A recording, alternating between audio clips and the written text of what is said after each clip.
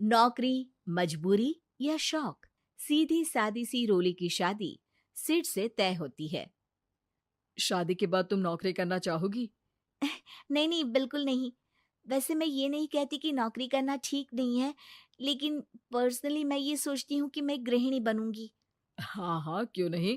गृहिणी बनना भी आसान नहीं है। एक सफल परिवार चलाना किसी देश को चलाने जितना ही कठिन है।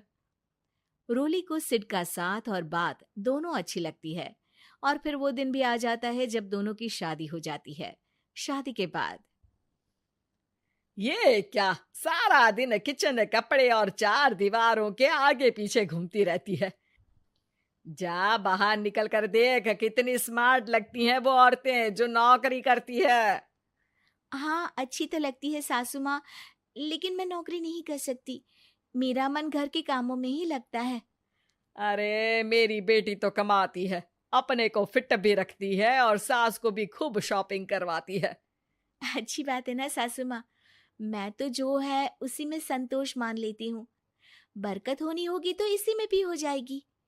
ये बोलकर रोली चली जाती है। एक दिन सास की सहेली घर आती है, जहाँ रोली उन्हें चाय के साथ कई तरह के पकवान बनाकर खिलाती है। अरे वाह, तेरी बहू तो बहुत गुणी है। कितना सब बनाकर ले आई। मेरी वाली तो ऑफिस से आकर 2 रोटी ही सेक दे तो समझो एहसान कर दिया। अरे ऐसा ना बोल। तेरे घर में 2 कार, 4 मंजिला मकान, और तेरे लिए जो वो अपने पैसे से साड़ी लाती है वो भी तो कितनी कीमती होती है। अरे मेरी वाली तो बस सारा दिन इन्हीं 2 कमरों को ताजमहल बनाने में लगी रहती है। सहेली चली जाती है। कुछ समय बाद रोली को एक सुंदर सी बेटी होती है। अरे क्या सारा दिन उस बच्चे में लगी रहती है। माँ, मुझे ना 1 मिनट भी छोड़ने का मन नहीं करता। देखिए ना, कितनी प्यारी है। मैं ना इस हर पल को एंजॉय करना चाहती हूँ। अरे हाँ हाँ, हमने भी बच्चे पाले हैं, हम भी जानते हैं कि कितने प्यारे होते हैं, और अपने बच्चे को बढ़ता हुआ देखना कितना अच्छा लगता है। लेकिन एक दिन अचानक और रोली, एक बहुत बड़ी घटना हो गई। एक शॉर्ट सर्किट से पूरी दुकान जल गई। ओह, अब अब क्या कुछ समझ में नहीं आ रहा कि कैसे घर चलेगा। घर की पूरी गाड़ी पटरी पर लाने के लिए कई साल लग जाएंगे, और वापस पहले जैसे होने में भी बहुत टाइम लग जाएगा। रोली रोली कुछ सोचती है, फिर अपने 3 महीने के बच्चे को देखती है और कहती है, आप कहे तो मैं नौकरी शुरू कर दूं? माँ मुन्नी को देख लेगी, फिर शाम को तो मैं घर आ ही जाऊंगी। सिड कुछ कहता उससे पहले ही उसकी सास वहां आ जाती है। अरे हाँ हाँ, अब भी तुझे नौकरी करने के लिए पूछना होगा। अरे घर पर इतनी बड़ी विपदा आ गई है, तू है कि बच्चे का मुंह देख रही है। अरे क्या मुझ पर भरोसा नहीं है? अरे नहीं नहीं माँ जी, ऐसा क्यों बोल रही हैं आप? फिर क्या था, सिड से पूछकर 3 महीने की बच्ची को रोली सास के पास छोड़कर चली जाती है। शाम को ऑफिस से आने पर अरे सारा दिन इसने तो चैन नहीं लेने दिया, बस गोदी में ले लेकर घूमती रही। हाथ दर्द हो रहा है। बहू को बहुत गिल्ट फील होता है, लेकिन जब वो घर की हालत देखती है तो चुप रह जाती है। ऑफिस में सहेली कहती है, अरे रोली, तेरी तो बच्ची छोटी है ना, कैसे मैनेज करती है? कैसे मतलब? घर पर रहती है वो अपनी दादी के साथ। ओ यार, कितनी अच्छी है तेरी सास। मेरी सास को जब पता चला कि मैं नौकरी ज्वाइन करने की सोच रही हूँ, वो तो सीधे अमेरिका चली गई मेरी ननद के पास। अच्छा, फिर तू कैसे मैनेज करती है? अरे मैंने तो फुल टाइम मेड रख ली है। ओहो, वो तो बड़ी महंगी होगी ना? हाँ यार, लेकिन कमाई भी तो हो रही है ना। यार, मैं तो कभी अपना बच्चा इनके मम्मी पापा के पास ना छोड़ू। प्यार दुलार में खराब कर देते हैं ये दादा दादी बच्चे को। नहीं नहीं, मुझे अपनी सास पर पूरा विश्वास है।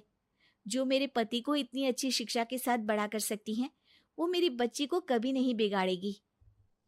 खैर, रोली की इस सोच से उलट पड़ोसियों के बीच हाथ में बच्ची पकड़े रोली की सास कहती है, अरे क्या बताऊं, सारा दिन बहू बाहर रहती है। पहले अपने बच्चे पालो, फिर बच्चों के बच्चे। अरे अपना जीवन तो कुछ रहा ही नहीं। अरे नहाने भी जाती हूं ना तो इसे साथ रखती हूँ, कल को कहीं गिर गई या चोट लग गई तो बहू तो हमारी खाल उखाड़ लेगी ना। अरे ऐसा भी क्या डरना बहू से, नौकरी थोड़ी की है उसकी।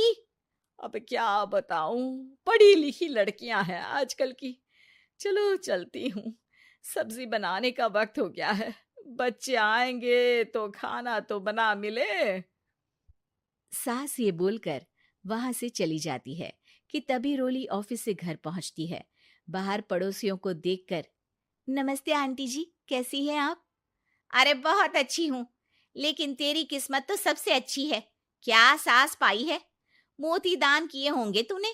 तेरा बच्चा भी देखती है, खाना भी बनाती है। बेचारी बहुत काम करती है तेरी सास। हाँ आंटी, सही बोल रही हैं आप। अब ऑफिस भी दूर है तो आने जाने में वक्त चला जाता है। खैर चलती हूँ। हाँ हाँ बेटा जाओ, गर्मा गर्म खाना खाओ। रोली घर आती है, जहां सास एक बार फिर छोटी सी मुन्नी की शरारतें गिनाने में लग जाती है। अरे आज तो इसकी वजह से मुझे 2 बार कपड़े बदलने पड़े। बार बार पानी गिरा दे रही थी। दोपहर में थोड़ा सोचा कि आराम कर लूं तो दूध के लिए रोने लगी। हाय, मैं तो परेशान ही हो गई। रोली को सास की बात अब कुछ अजीब लगती है, पर वो जल्दी से कपड़े बदलकर किचन में जाकर रोटियां बनाने लगती है। सारा महीना काम करने के बाद रोली को सैलरी मिलती है। वो पैसे लेकर सीधे सास के पास जाती है। माँ जी, ये मेरी सैलरी। आपने हर कदम में इस घर का साथ दिया। मैं नौकरी करने के पक्ष में नहीं थी। मैं तो अपने बच्चे को बढ़ता देखना चाहती थी। मैं थोड़े में भी खुशी थी। कभी मैंने आपको किचन में पैर नहीं रखने दिया था। घर की मुसीबत नहीं आती तो मैं कभी इन जिम्मेदारियों को आप पर पड़ने नहीं देती।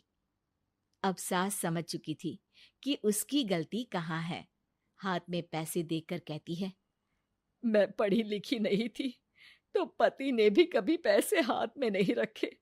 बेटे ने भी गल्ला संभाला, लेकिन तूने मुझे समझा। ये मेरा सम्मान है कि एक बहू होकर तूने पूरी सैलरी मेरे हाथ में रखी बेटा।